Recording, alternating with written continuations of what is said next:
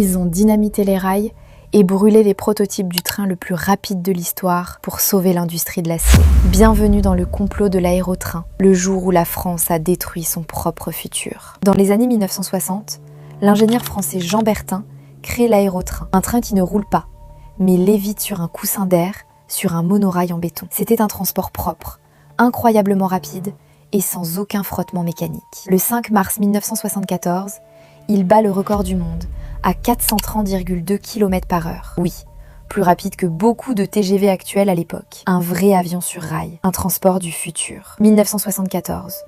Juste après l'élection de Valéry Giscard d'Estaing, le contrat de la première ligne Paris-Orléans est brutalement rompu. Jean Bertin meurt l'année suivante. Mais pourquoi ce sabotage? Car l'aérotrain n'utilisait pas de rails en fer. Or, la SNCF et les puissants lobbies de la métallurgie, notamment liés à la famille Schneider, belle famille de Giscard via sa femme Anémone, voulaient imposer le TGV classique, qui allait générer des contrats juteux en rails d'acier. Pour effacer toute trace, la piste d'essai de 18 km, en pleine forêt près d'Orléans, a été abandonnée et laissée à la végétation. Elle est toujours visible aujourd'hui depuis la RN20. Et les prototypes, détruits par des incendies criminels. Des maires locaux, comme à Saran, ont ouvertement accusé des intérêts rivaux de ces incendies. La France avait inventé le train du XXIe siècle. On l'a brûlé pour protéger les vieilles industries.